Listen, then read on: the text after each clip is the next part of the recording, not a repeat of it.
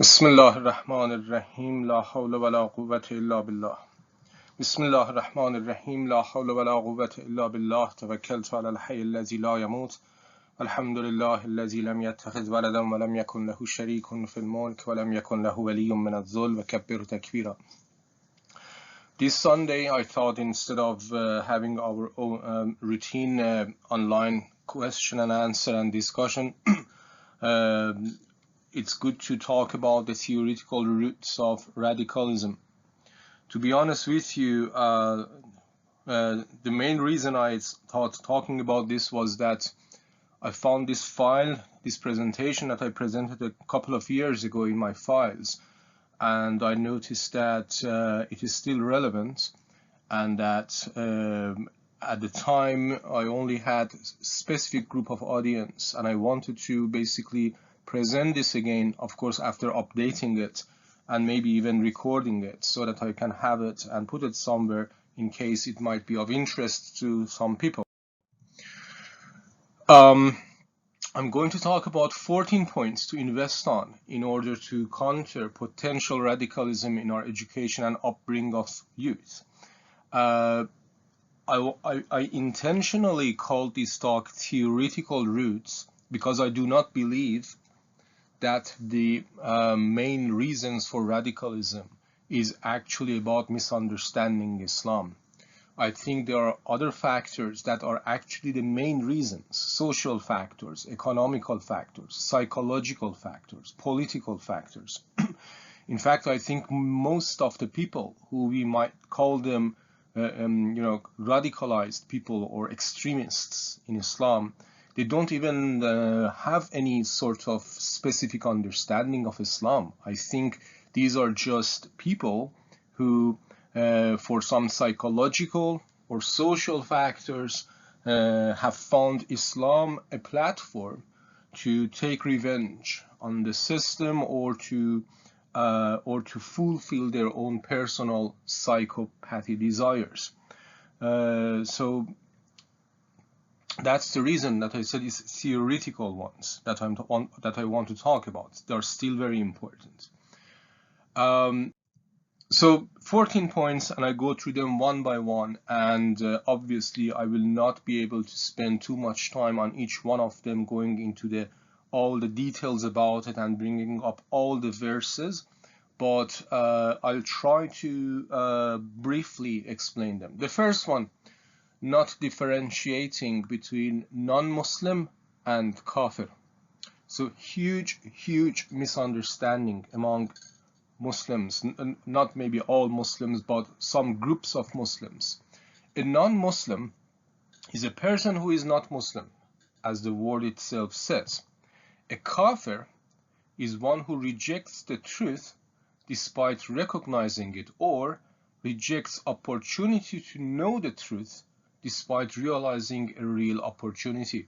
So there is a clear difference between them, and no one but God knows who is kafir. This is very important. No one but God knows who is kafir. In the Quran, God refers to people who are kafir, so the Prophet knows these are kafir. You all know the story of Yunus, the Prophet who thought his people were now kafir and therefore were eligible for God's punishment, and left the city. Who did God punish? God did not punish the people of Yunus. God punished Yunus himself. Why? Because out of his own judgment, he decided that these people are kafir. So even a prophet of God cannot judge who is kafir. It is God that instructs the prophets that these are kafir people, and you need to fight them. Assuming that non-Muslim equals to kafir can lead to very wrong conclusions, obviously, because you read the verses of the Quran. Well, yes, everybody knows that these verses are, some of the verses are quite strong and critical and sometimes very harsh about the kuffar, about kafir. And if you think that the kafir equals to non-Muslim, then when you read these verses, you are thinking that we are reading about non-Muslims, while the Quran is not talking about non-Muslims in that sense. It is talking about kafir. A side issue related to the same mistake is not noticing the context when reading a verse of the Quran. I give you an example, a very relevant example. You see some of these people who who shout about killing others, and they keep this Quran in front of the camera as if they have this 100% reliable proof in their hand. Well, they do have 100% reliable proof, but the problem is it's irrelevant proof. It has nothing to do with them. I give you example. The verse of the Quran, verse number 29, Surah At-Tawbah, says, "Fight those who do not believe in God, nor in the latter day, nor do they prohibit what God and his messenger have prohibited, nor follow the religion of truth out of those who have been given the book, until they pay the tax in a state of subjection." Now, if you read this verse, and if you take it out of the context, then you will certainly think that, yeah, it does tell us that we need to go and fight Christians and Jews, because it says people who have been given the book, so that would be Christians and Jews, and then the start of the verse says fight them. So yes, the verse says we need to go and fight Christians and Jews. Even if we are not highly educated in Quran or Islam, a simple thinking into a history of Muslims should bring us this question: hang on, if this is the correct interpretation of this verse, then how come in the history of Muslims with Christians and Jews there has always been peace between them in overall and in general? How come no scholar of Islam in the past said that, why are you waiting? The verse says we need to go and fight, let's go and fighting. Why there's nothing like that? Well, because people who read the text, like any book, this is not rocket science. When you read any book, when you look at any sentence, you look at it within a context. Have you ever started watching a movie from the middle of the movie? What would you do? You pause the movie. You ask a person next to you, what has happened so far? What is the story about? You never open a book from the middle and just read one paragraph and then understanding what the story is. You read from the beginning to the end. Same goes to the Quran. You can never take one verse, an atomic approach to the Quran, and just look at that one verse, and then decide what the verse is saying. You need to look at the verses before and after, the group of verses with which this verse is coming. So let us look at this. We look at verse just before this. "O you who believe, the idolaters are unclean, so they shall not approach Masjidul Haram after this year." Look at this. The verse has made not only the location of all these instructions very specific. When it says Masjidul Haram, so it is talking about Arabia. It also has made the time of all these instructions very specific when it says after this year. So it is talking about the time. We now have time dimension. We now have location dimension. So it is talking about a specific location and specific era in that location. It is very clear if you pay attention to this. Look at the verse that comes immediately after, verse 30, Surah At-Tawbah. "And the Jews say Uzair is the son of God." If you are living in the West, for sure you will find many Jews around you. Go and ask any of them, do you consider Uzair to be son of God? Say if they say yes, we do. They will say no. They will look at you as if you are coming from planet Mercury.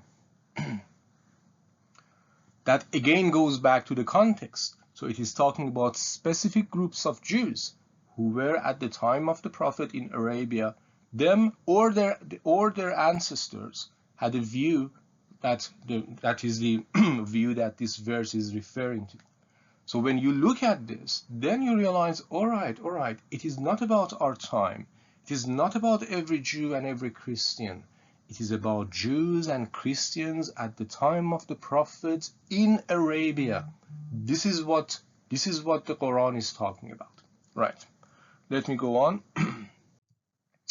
Misunderstanding number 2.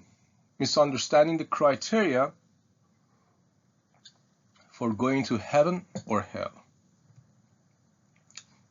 Heaven, the criteria for going to heaven is spiritual purification.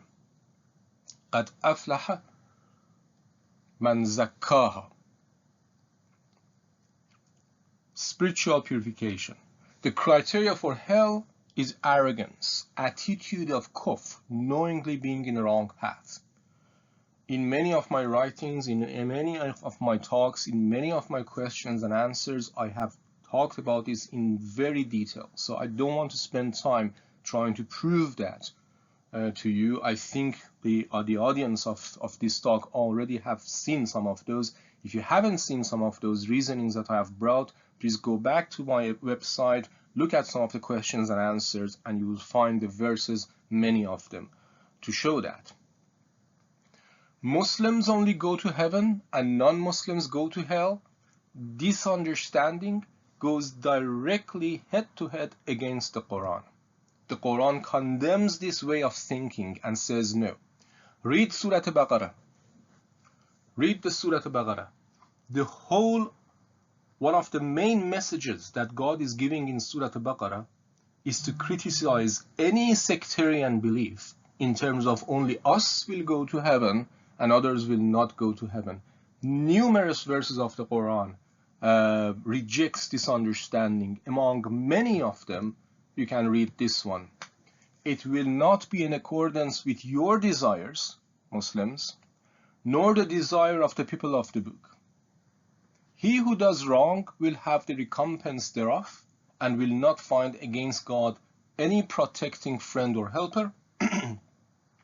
And whoso does righteous deeds, whether of male or female, and is a believer, will enter heaven, and they will not suffer the slightest injustice.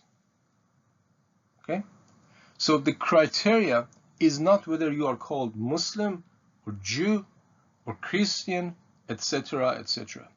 The criteria is about your deeds and your belief, your faith. It's understanding number 3. Not valuing what God values, sanctity of the human life. Whosoever kills a human being for other than murder or corruption in the earth, it shall be as if he had killed all mankind. And whoso saves the life of one, it shall be as if he had saved the life of all mankind.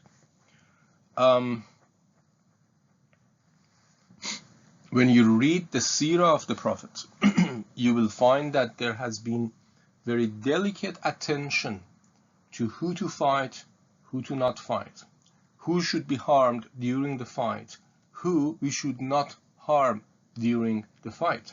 It is narrated that when the army of the Muslims was marching towards Mecca to capture the city of Mecca, and this was near the end of the time of the Prophet, somebody comes to the Prophet, one of the companions, and says, there is this dog with the babies, and they are getting milk from their mother, and they are in the way. What should we do? And the Prophet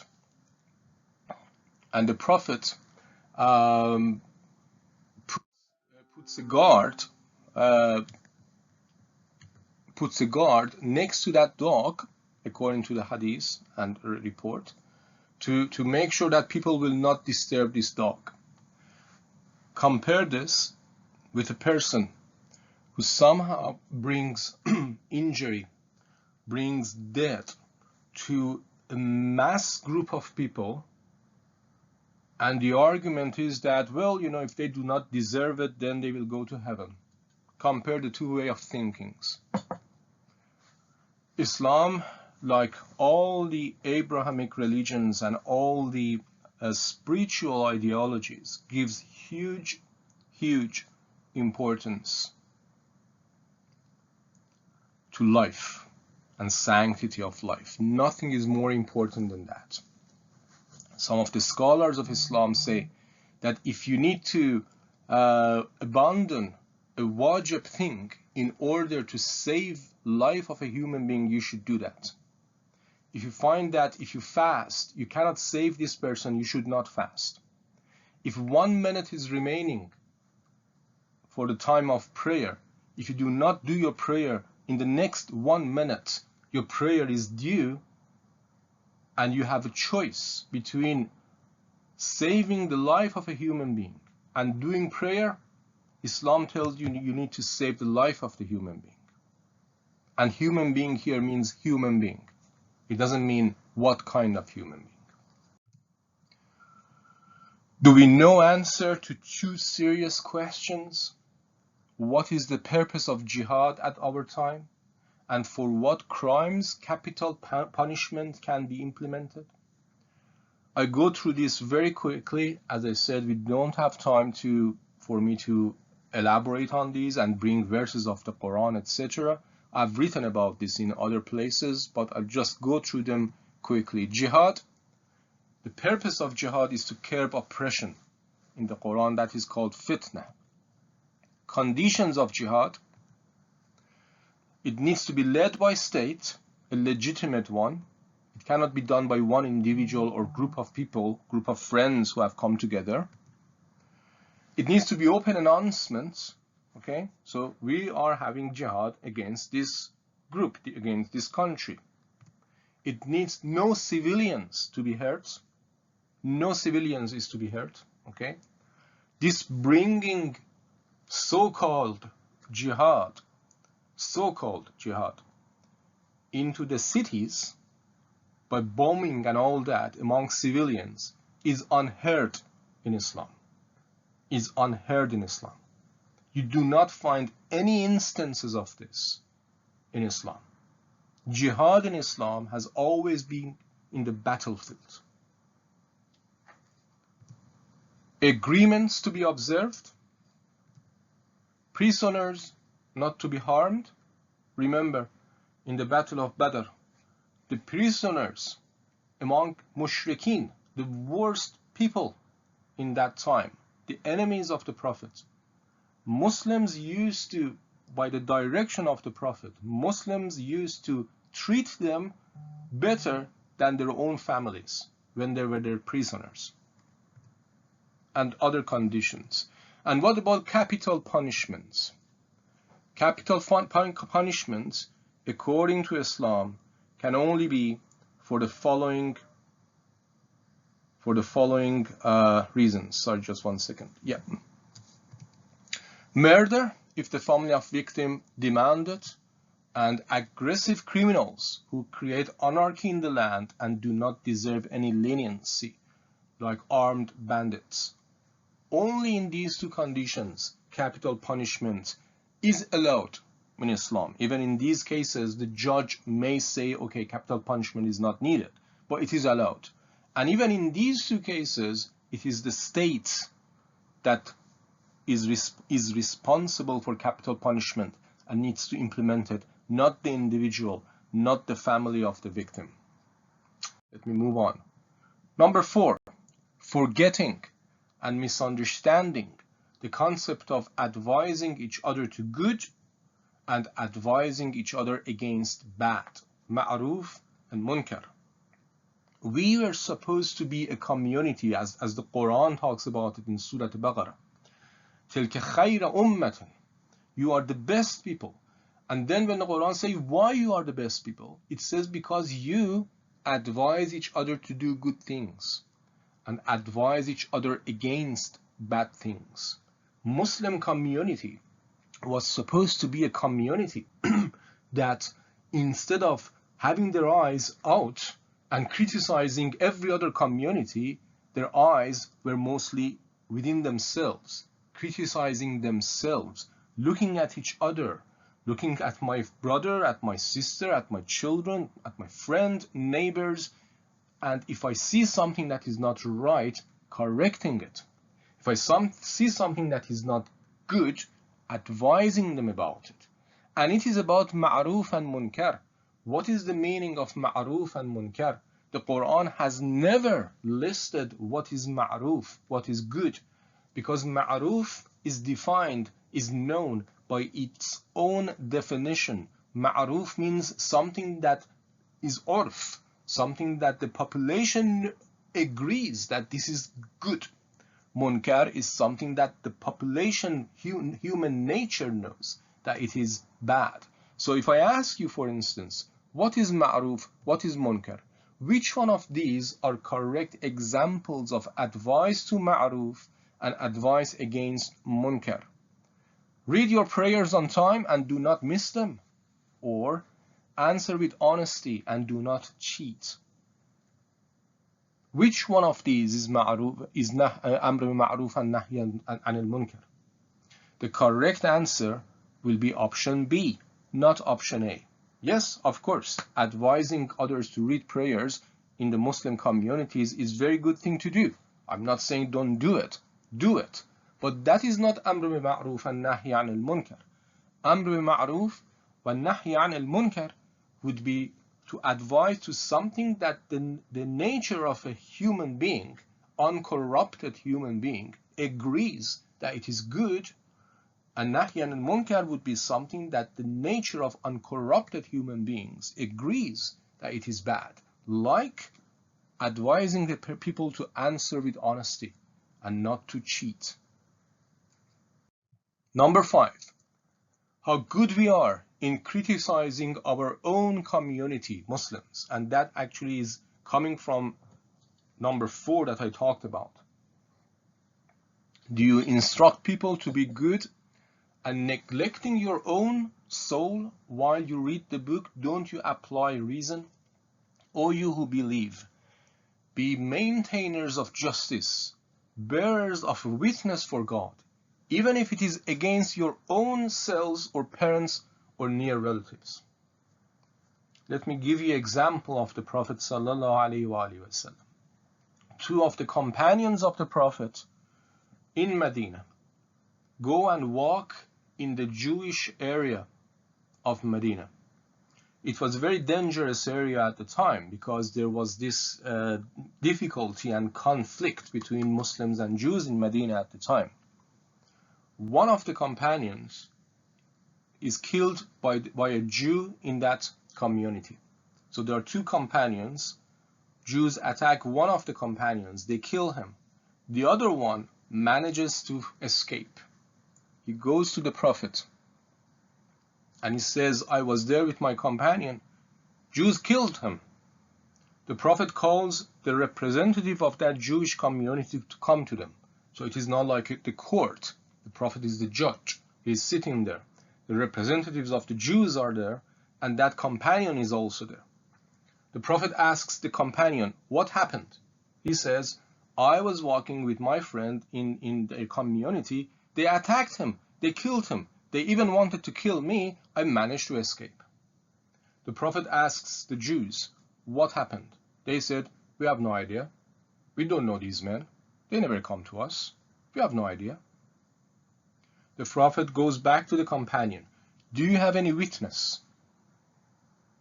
And that companion says, no, it was only me. The Prophet says, according to the report, sorry, I cannot do anything about this. Dismissed.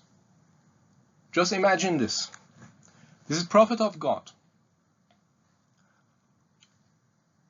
I think he actually knew that the companion was right. Not because he had any access to the hidden knowledge, because he knew the political situation at the time. So I think he knew actually that the companion was right.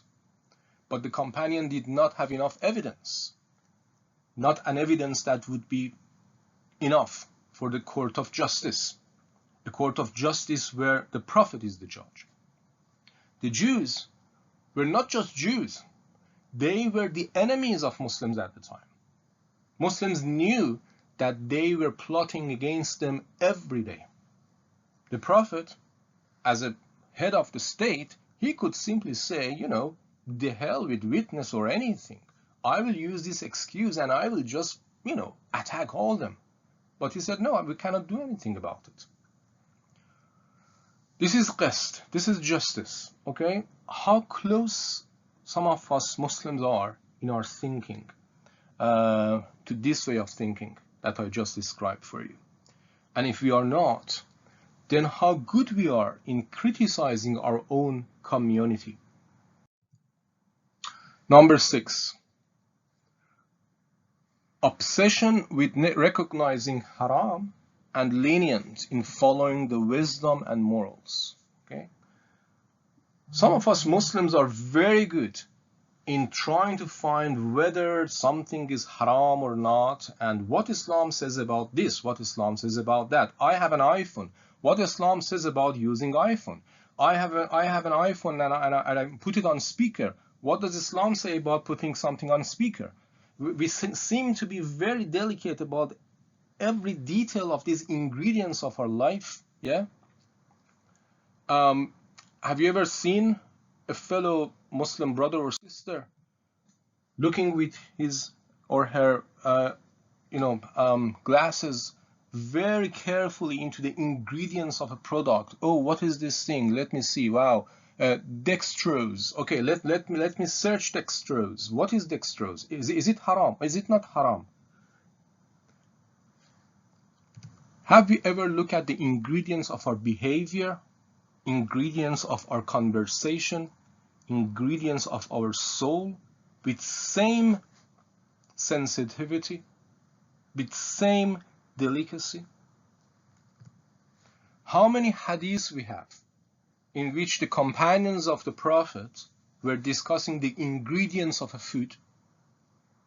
How many hadiths we have in which the companions of the Prophet were discussing ingredients of a person? How many verses of the Quran are about halal and haram in the food? How many are about morals and ethics? My friends, my brothers and sisters, please do not misunderstand me. I'm not arguing that we should just eat anything. No, I also look at the ingredients when I want to buy something. Of course, we should do that. That's not my point.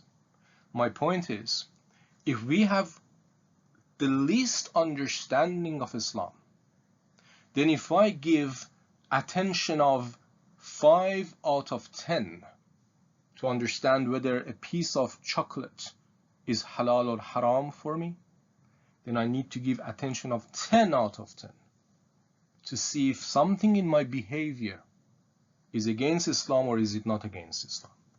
The problem is I don't see that in some of the Muslims.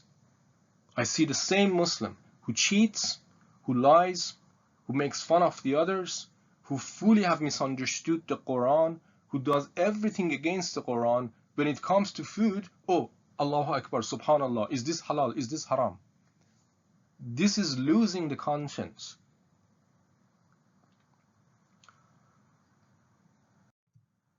Number 7. Do you know any verse of the Quran or any authentic hadith that says Muslims are obliged to work towards a united Khilafah system? Brothers and sisters, I do not argue that I'm a very great scholar, but I can argue that I have been studying the Quran and I have been learning it and teaching it for the last 30 years. Maybe I have missed a verse. If so, please let me know. You have my email. Send me the verse of the Quran that says we are obliged to work towards a united Khilafah system, or an authentic hadith. Maybe I haven't seen it. Let me have it. Is it good to have a united Khilafah system? It might be. I cannot even say yes, it is definitely good. It might be. It depends. It might be. But is it religiously obligation? No, it is not. Number 8. Democracy or Islam? Democracy or Khilafah? Voting is shirk. No democracy. Democracy is cancer. Khilafah is the answer. Let us just pick one of these. Let us just pick one of these, or maybe 2 of them, and contemplate on it a little bit. So let's start with this one. Voting in the general elections is shirk. Okay. I ask you to think about what happened after the passing of the Prophet Muhammad sallallahu alaihi wasallam. What happened? What did people do? They gathered in Saqifa al-Bani Sa'ida. They gathered there. There were representatives of different tribes and different groups of people there. They started talking and discussing, arguing with each other, sometimes agreeing with each other, sometimes disagreeing with each other. And at the end, they elected a person, Abu Bakr, as the Khalifa. I'm asking you, the process that I explained for you, does that remind you of anything? Well, it reminds me of general election. It's the same thing. The representatives of tribes were actually naturally elected by the tribes. Now, at our time, we do not have tribes in many countries, so we use election to select our representatives. And then those representatives sat down and discussed who should be the Khalifa. It's the same system that we have here. In fact, I can argue that the system that today we are referring to it as voting system and democracy has been done in Islam 1400 years ago.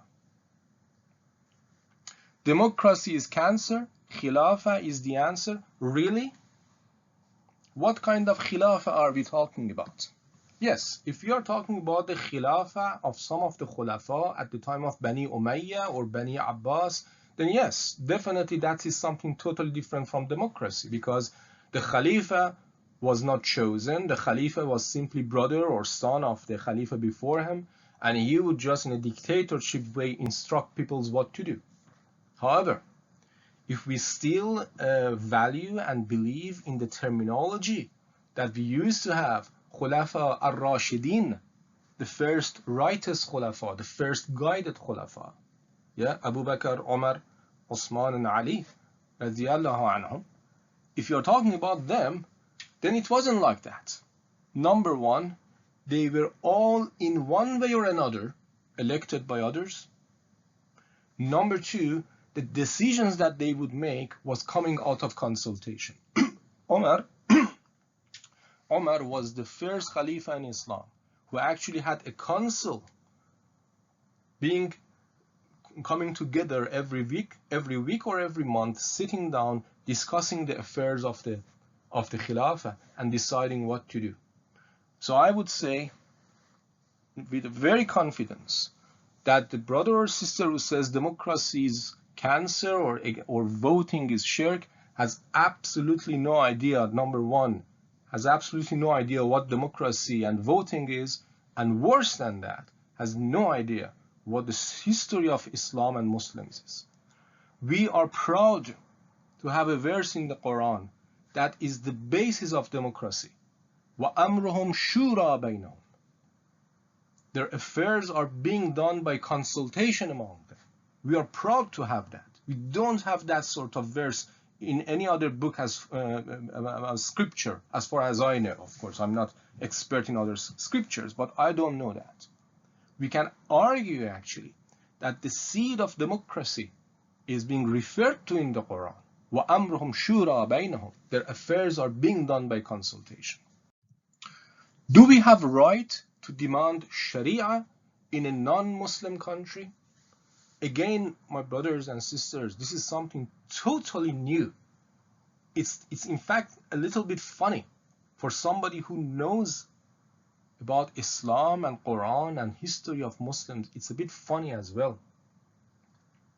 The companions of the Prophet, before going to Medina, they migrated to Habasha, where we have read in the history that when they were, because some of them stayed in Habasha, they did not join Muslims in Medina, they already established their life there, where we have found that they started saying that, oh, we want Sharia to be established in Habasha. This is unfound. The Sharia, no matter what we mean by that, and that is a totally different story, and some of you know what I mean by that because we have discussed that before, Sharia is supposed to be established in a Muslim country. Sharia has nothing to do with a non-Muslim country. This is a totally irrelevant demand that has no basis in Islam. Do we have a right to demand Sharia in a non-Muslim country? Do we have any news in the Quran that Islam will or should dominate the world? Again, brothers and sisters, if you know any verse of the Quran, please do let me look at it. Maybe in the past 30 years, when I was studying and learning the Quran and teaching it, maybe I just simply missed that verse. If you know it, please do let me have it. Let me contemplate on it. There is no verse in the Quran that says Islam should dominate the world, or that this is something that we need to do. Number 10. What is your first religious obligation as a citizen of a country, Muslim or non-Muslim? I use a verse of the Quran to make my point. And to those who accepted faith but did not migrate to Medina, you owe no duty of protection to them until they migrate. But if they seek your help in religion, it is your duty to help them, except against a people with whom you have a treaty of mutual alliance, and God sees what you do. So let me give you the context here. Muslims have migrated to Medina. So majority of Muslims are now in Medina. However, there are minority of Muslims, some women, some who didn't have means or tools to take the travel, who have remained in Mecca. And they are under huge level of oppression by the mushrikeen. They need help. Yeah? So the verse of the Quran says, if they seek your help, it is your duty to help them. إن استنصروكم في الدين فعليكم النصر. If they are asking for help, of course you need to help them. However, the verse then gives an exception. However, إلا على قوم بينكم وبينهم ميثاق. If the people who are oppressing these Muslims, if you have treaty with them, if you have agreement with them not to interfere with their affairs, yeah, then you cannot help those Muslims. So some of these Muslims were like slaves among these group of mushrikeen, and Muslims had treaty with these mushrikeens, some of them. The verse says, if that is the case, you cannot do anything about it. Think about this. Please think about this carefully. It's about helping a fellow Muslim who is being oppressed by worst enemies of Islam, mushrikeen. Yet the verse says, if you have treaty and agreement with those mushrikeen, with those groups, you cannot help those Muslims. You have to leave them suffer. This is the difference, brothers and sisters, between following what God wants and following what us want. I often think some of these people who in the name of Islam go and do horrible things and they shout Allahu Akbar, Allahu Akbar. It's ironic, because if we really believe that it is Allahu Akbar, which means God is greatest or greater, if we really believe in that, then we will let go of our desires of whatever we want to do, and we see what is it that God wants us to do. What is the instruction of God? We come back to these verses, we come back to these ways, we come back to the way of the Prophet that even protected the dog. We come back to the way of the Prophet that when he heard that in a battlefield, in a battle, some women were killed, he said, Astaghfirullah, and he said, God, be my witness, I never instructed that. If really Allahu Akbar, then I will not allow myself to become angry for whatever reason and do whatever I think I should do. One of the most stupid arguments that I have heard from some of people like that is that, oh, they are killing us and they are killing our women and children, we should do the same. And I'm asking, hang on, were we not supposed to be Muslims? Because Muslim means somebody who submits himself to God. If I'm submitting myself to God, When I know that, okay, some of our women and children are killed, I do not jump into the conclusion, so we should do the same, because I'm not submitting to my own thinking here. If I'm submitting myself to God, then I go back to God, to Quran, to the seerah of the Prophet, to see what they are instructing me. And if I do that, I will immediately learn that I have no right to harm people who are not competent, who are not in the military. So yeah, the first religious obligation as a citizen of a country, based on this verse and many other evidences, is to be loyal to the contracts, to the agreements. The law of the country is one of those agreements. If I have taken the oath of citizenship, that means I have signed a contract. If I have received visa to go to a country, that means I have signed a contract. If I am born in a country in which my parents are living, just by being there, that means I have signed a contract. No, it's very easy to understand if it is no. Go to the police and say, look, I've decided from this moment, I don't want to follow any rules in this country. I want to do all against the rules. See what will be the reaction. So in all these instances, we have signed a contract. Obedience to the law, obedience to the rules. It is our religious duty to be law obedient. That comes from Islam. 11. The story of the Prophet and the daughter of Halima.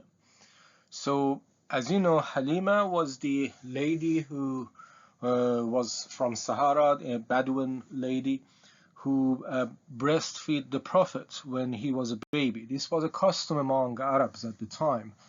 And Halima had a daughter, and this daughter was also involved in taking care of the Prophet.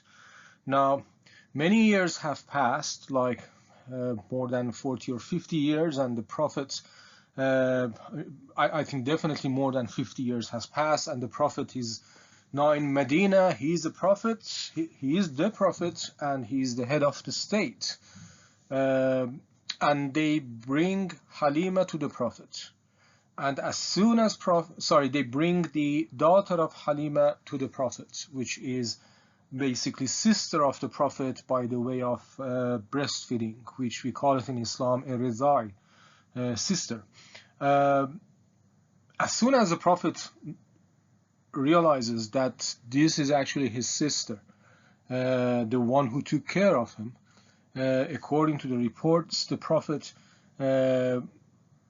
pays him lots of respect and puts his own cloak on the floor for his sister to sit on it, and basically takes care of her till the point that she goes on her way.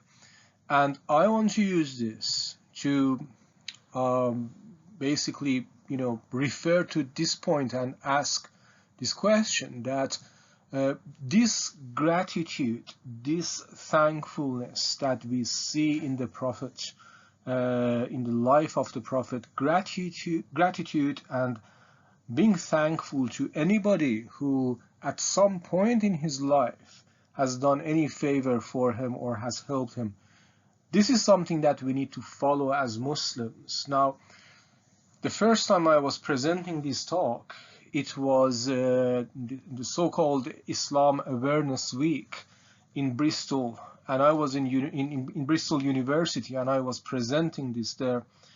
And I basically asked this question from the audience, most of which were coming from different countries, that in which of your countries there is freedom enough to have, for instance, Judaism Awareness Week, or Christianity Awareness Week, or Atheism Awareness Week.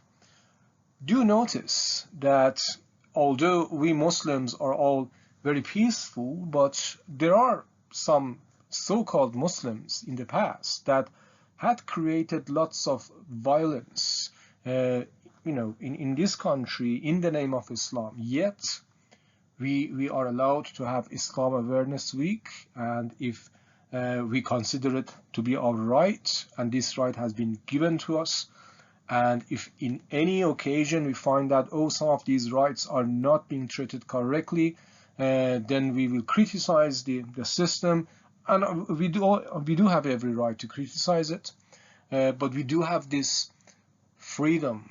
This is the country, this is the country, or the country that you are living in. This is the country, I'm not just talking about one particular country.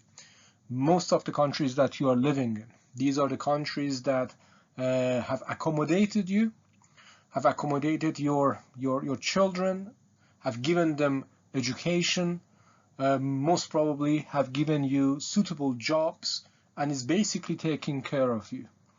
If we are following the attitude of the Prophet, then this attitude of thankfulness and gratitude towards the country in which we live needs to be there. That, of course, does not mean that we should not criticize the system, we should not try to improve it. Yes, we should do that. But thankfulness and gratitude should be something that I think every Muslim needs to show towards the country in which that Muslim is living. And that comes from the Prophet himself. 12. Misplaced sensitivities. I pass this very quickly because I'm going to ask you a question which, to me, the answer is very obvious. If you think the answer is not obvious, then we can discuss it after the talk. Which of these insults is worse? Remember, I consider both of them to be insults. I'm not saying either of them or any of them is okay. Both of them are insults. But which one of these insults is worse? One, a cartoon published in a journal and showing something that we don't like and we do not approve. Committing one of the biggest sins in Islam, killing innocent people, and labeling it as an act in defending the Prophet sallallahu alaihi wasallam. Which one do you think is worse?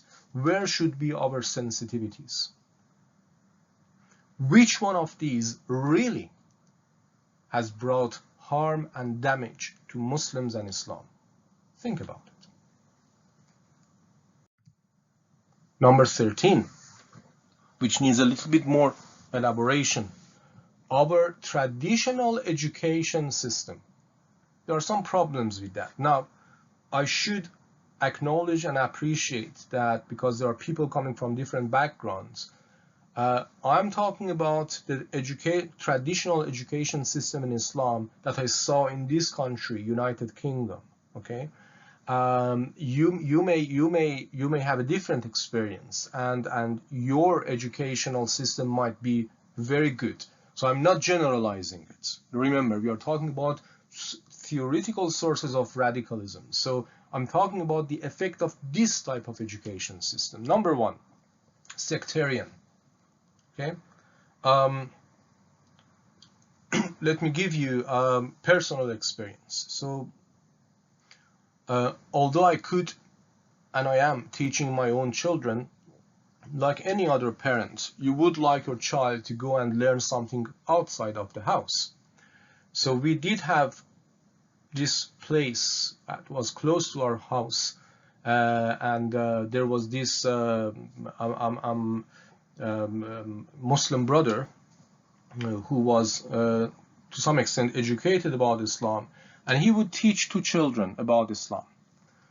And what I realized from point one was that whatever he was teaching to my son was based on the Hanafi school of thought.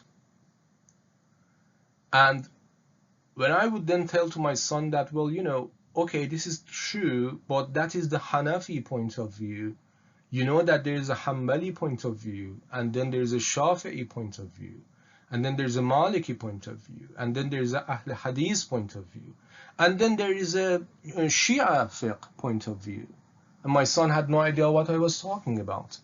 So from the very beginning, we are teaching our kids with a sectarian context.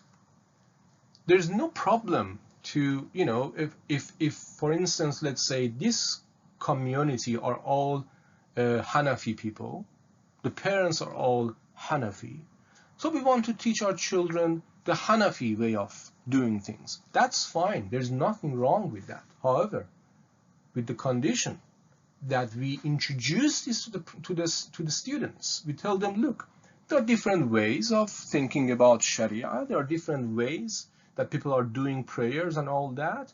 There's Hanafi, there's Hanbali, etc., etc. We happen to follow the Hanafi school of thought. We think it's the best, but of course there are others who follow other ones, and they're also fine. We don't do that. We say it in a way as if, na'udzu billah, God forbidden, as if the Prophet himself was a Hanafi person. And therefore, we create this thinking in our kids that they think what they have been taught is so true and so pure Islam that anything with slightest different from this would be against Islam. So they go out, they go to some other Muslim communities, and then they find that they're doing things in different ways, and they start fighting. Oh, that is wrong, because nobody has taught them that, look, this is just one way of understanding it. Form rather than concept. So again, I'm talking about my own experience. You may have better experience, in which case, good for you. I'm talking about my own experience. So my kid is going to this class, and he comes back, and I'm asking him, right, so what did you learn today? Yeah, and he shows me this. I think maybe you can see that. So the Sunnah acts in wudu, and there are 10 Sunnah acts in wudu. So he says, I learned this. I learned that there are 10 Sunnah acts in wudu. Then I ask him, right, and what is the whole idea behind wudu? And he says, I have no idea. Okay. Why do we need to pray? I don't know. They said if we do not pray, then there's this long snake, a very, very tall snake that comes and bites you when you are in your grave. So maybe that's the reason. Right. Okay then. I was seeing the teacher of this son of mine. I asked him this question, to which he looked at me as if I was a crazy person. So I asked him, excuse me, these 10 acts in wudu, do you think the companions of the Prophet knew the answer? If I had seen one of the companions of the Prophet, whoever you think was the most knowledgeable, if I had asked, please tell me, oh, Ibn Mas'ud, Ya Ali, Omar, Abu Bakr, whoever, Salman, Abu Zar, Huzaifa, how many Sunnah acts do we have in wudu? Do you really think they knew it? Then they would say, oh, there's 10. Really? This is confusing what is important and what is not important, the content with the form. Again, don't misunderstand me. Yes, these categorizations, this listing of things to do helps with education. I'm a teacher myself. I always come up with these numbers. There's nothing wrong with that, but only if the main concept is taught to the student first. How many huffaz of Quran, memorizers of the Quran, have you seen that have no idea what is it that they have memorized? I actually thought of it. Makes me very sad to think that a person has put so much effort to memorize the whole Quran, yet he does not know understand the meaning of the verses that he have memorized. If you ask me, I would prefer to learn the good meaning of 2 chapters of the Quran instead of just memorizing the whole Quran and not knowing any of the verses. This thing that is going on in some of these traditional classes, that the whole effort is to make the kid, the child, to read from beginning of the Quran to the end. So after a few years, the child has finished the whole Quran We celebrate for him. MashaAllah, Subhanallah, he finished the whole Quran. We celebrate for him. We gather people in our houses. What has happened? Nothing has happened. There is no meaningful achievement here, and I say it loudly. There's no meaningful achievement here, because the kid has not understood any verse of the Quran. He just managed to read from beginning to the end. There's nothing there that we should be happy about. Okay? Yes, if the kid understand the concepts of the Quran, if the kid understand a good number of verses of the Quran, then if he can also read the Quran, then we will be happy. Alhamdulillah. He understands the Quran, he knows the basic concepts, he can also read the Arabic. That calls for celebration. But just reading from beginning to the end has nothing to do with it. Let me tell you from where this misunderstanding is coming, and I realize that the time is passing, but this is interesting. There is a hadith that says that in the hereafter, there's a hadith here that says that in the hereafter, people will be brought to heaven, and they will be asked, read the Quran and go up in this heaven. So the more you know of Quran, the higher you will go. Yeah? So then that suggests that if we memorize the whole Quran, we should be in the maximum highest level of the heaven. Think, read the Quran, understand the concept of heaven, understand the criteria for going to heaven. I'm asking you, if there's somebody who has memorized the whole Quran, but he's not a very pious Muslim, according to the Quran, will he go to highest level of heaven? Of course not.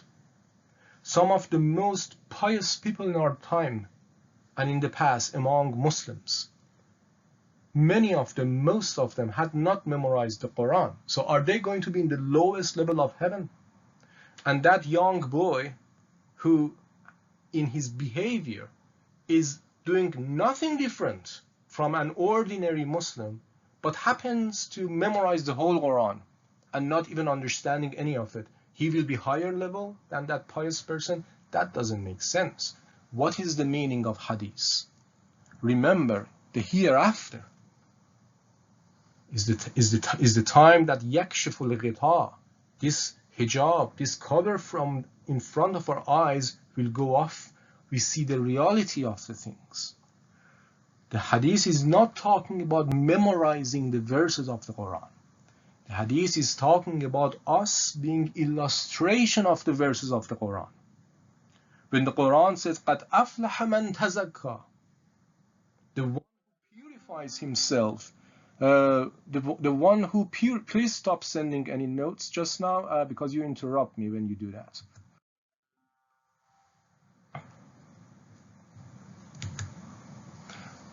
قَدْ أَفْلَحَ مَنْ تَزَكَّى. قَدْ أَفْلَحَ مَنْ تَزَكَّى.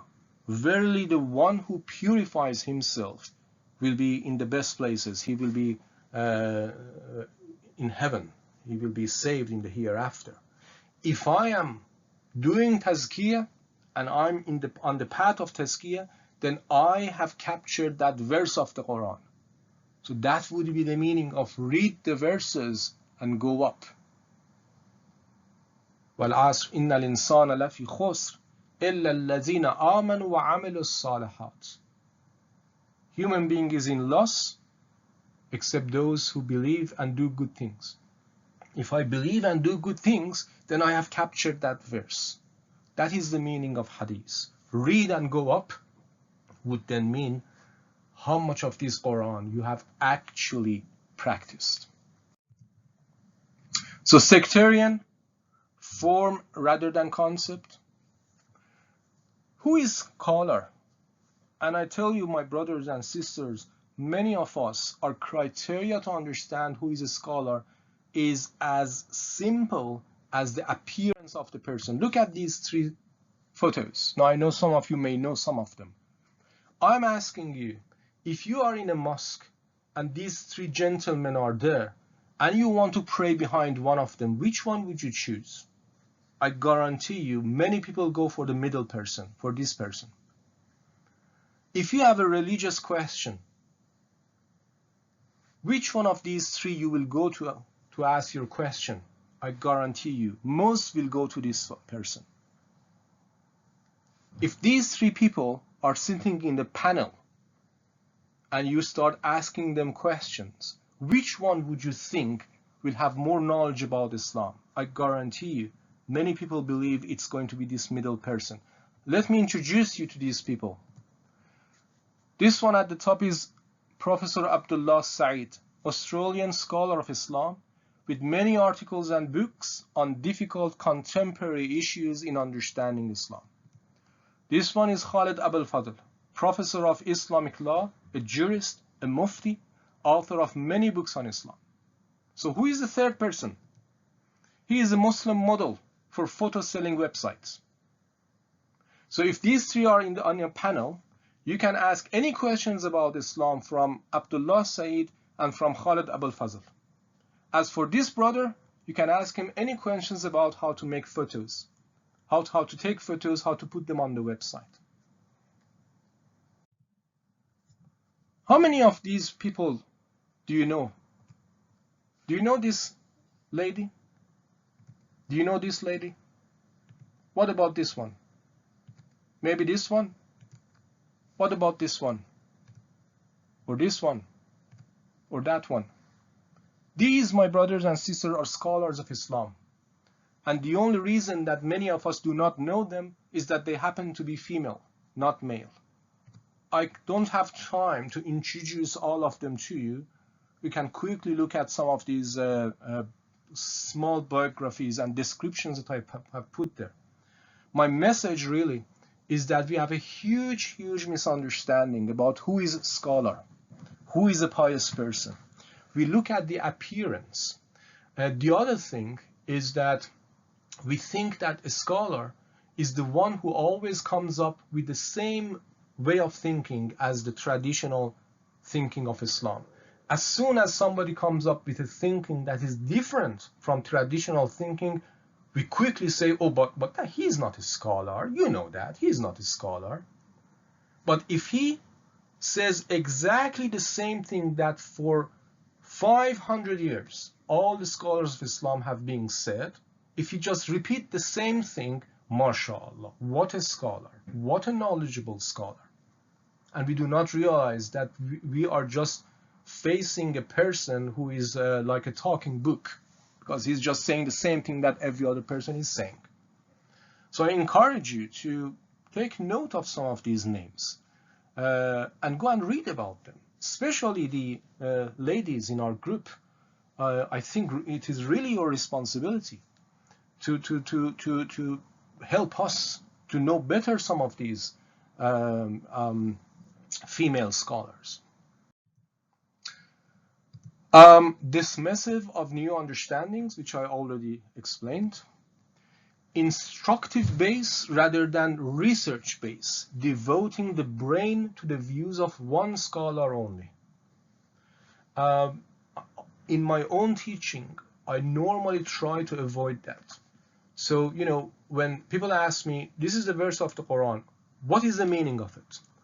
I normally, instead of saying, the meaning is this, I say, well, there are different views about it. Some scholars say this, some scholars say that. I think I agree with these scholars or those scholars. Because I don't want people who come to my classes to be my students. I want them to be the students of truth, not my students. We need to be very careful. I can fully understand that it is very comfortable to just go with a list of 50 questions, ask them from one scholar, write down the answer, and get on with our lives. Okay, that's fine, and I can understand it. But we also need to make sure that we are not blindly following just one way of thinking or just one scholar. We need to allow ourselves to see different angles, different points of views, different ways of thinking. And we need to become researchers in our own capacity.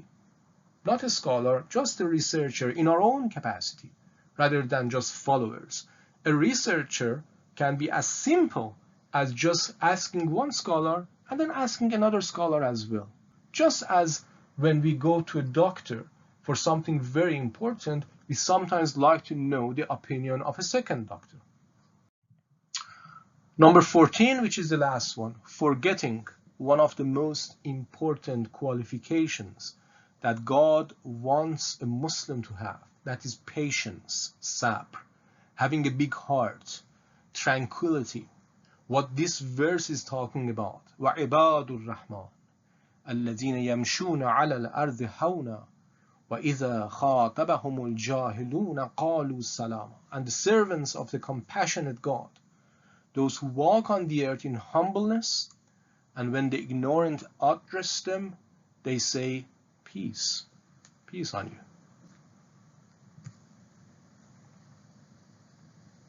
Compared with some of the behaviors and attitudes that we see. We Muslims are supposed to be role models for patience, for being calm, having a big heart, reacting with wisdom, yeah? And I don't see it in situations like this. That slogan that you read there, behead those who insult Islam, that slogan itself is against Islam. In other words, the person who is holding that slogan himself is insulting Islam, because Islam never allows to behead somebody or to kill somebody because that person is insulting Islam. We don't have that in Islam. And if you want to think about some cases in the history, rest assured, I have read them, and I have all the answers and all that. Okay, as we talked about it, there's just certain conditions for which capital punishment may be applied, and nothing more than that. So, this is the summary of the points. Kafir is not equal to non-Muslim. Look at the context. Heaven is not exclusive to Muslims. Jihad and capital punishment have very strict conditions. Awareness of true meaning of ma'ruf and munkar. Self-criticism before criticizing others. Obsession with haram, ignoring wisdom. Creating a united Khilafah system is not a religious obligation. Democracy is in line with teaching of Islam. No religious right to demand Sharia in a non-Muslim country. The obligations of citizenship, attitude of appreciation, readjusting our sensitivities, problems with traditional education, and losing the key qualifications of patience and tranquility are some of the points that I consider as theoretical roots of radicalism. And this is me. Wassalamu alaikum wa rahmatullah. And I'm now happy to listen to any questions that you may have.